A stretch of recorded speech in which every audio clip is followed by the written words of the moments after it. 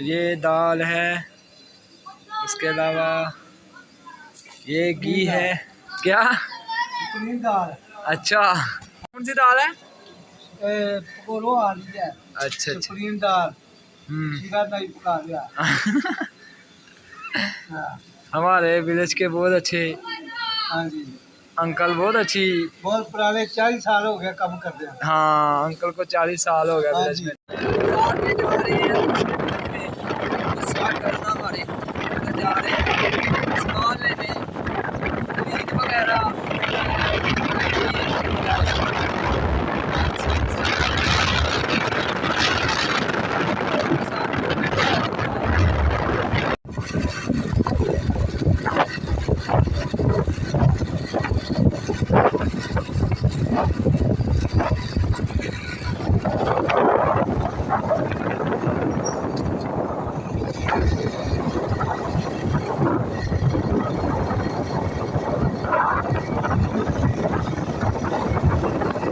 क्या तैयार हो गई है? लीम बना रहा शीरा नाई। हाय हाय हाय हाय। हाँ, इस एरिए च नाई कोई नहीं, शीरे नाई दा। हाँ, अगर किसी ने बनानी हो फिर वो सामने आए मेरे आए। जरा आए से ही। नहीं नहीं नहीं, मैं किसी ने बनवानी हो थोड़े को हलीम स्पेशल। लीम टाइम है नहीं। टाइम ही नहीं है। हाँ जी। तैयार हो रही है हलीम। हाँ जी। चावल कितनी देर से तैयार करोगे? 4-20 मिनट 40 मिनट 2 देगा तैयार। ओए होए, नहीं जल्दी। हाँ जी। हाँ भाई, को करना नहीं है। हाँ सही भाई। हाँ, ये कारोबार अच्छा है। हाँ जी।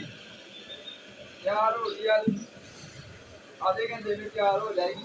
2 घंटे हो गया लगे, तो 2 घंटे में तैयार होती है। उसके बाद 2 केजी चावल की होगी। ये क्या डाल रहे हैं? ये मसाला जी। मसाला, ये मसाला भी हम मसाला कर रहे हैं जी। कसूरी मेथी कर दीजिए जी। बस करो। हलीम बस तैयार होने वाली है, इसके बाद चावल बनाने हैं 2 देगी।